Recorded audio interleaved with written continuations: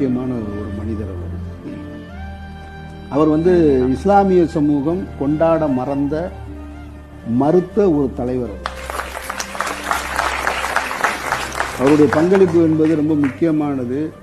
பெரிய அறிஞர், கற்றவர், படிச்சிருக்காரு, நாலேஜபிள் பர்சன். அவர் மிகப்பெரிய போராளி. தன்னுடைய வாழ்க்கையை வந்து எனக்கெல்லாம் ஒரு இன்ஸ்பிரேஷன் கூட சொல்லலாம். அவர் ரொம்ப ஒவ்வொரு முறை கிட்டத்தட்ட அவர் 125 முறை சிறைக்கு போயிருக்காருன்னு நினைக்கிறேன். 125 முறை சிறைக்கு போயிருக்காரு. யாரை பற்றின பயம், அச்சம் எதுவுமே அவருக்கு கிடையவே கிடையாது. கொண்ட கொள்கையில் உறுதியாக இருப்பார். அவர் ஒவ்வொரு முறை மேடை பேச்சுக்கு வரும் பொழுதும் 2 துணியை பையில் எடுத்து வச்சுட்டு தான் வருவார்.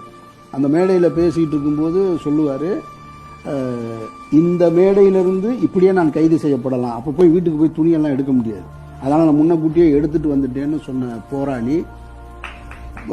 வன்முறையை தூண்டிய போராளி கிடையாது. அதுதான் ரொம்ப முக்கியமானது.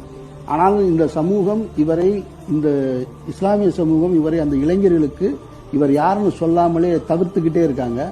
அது ஒரு மிகப்பெரிய பின்னடைவை சந்திப்பாங்கன்றது அவங்களுக்கு காலம் போக போகத்தான் உணர்த்தும். ரொம்ப முக்கியமான ஒரு ஆள், கொல்லப்பட்டவர், எதிரிகளால் கொல்லப்பட்ட ஒரு ஆள்.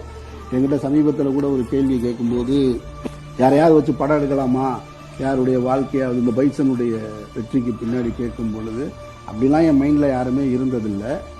இவருடைய கருத்தியல், இவருடைய பேச்சுக்கள், இவருடைய செயல்களை பார்க்கும் பொழுது இவரை பற்றி ஒரு படம் எடுத்தால் சிறப்பாக இருக்கும்னு எனக்கு தோணுது அப்படின்னு சொன்னேன். அவர் ஒரு தீவிரமான இறை நம்பிக்கையாளர். ஆனால் அவர் சொன்ன வார்த்தையை மீண்டும் இங்கே நான் நினைவுபடுத்த விரும்புகிறேன்.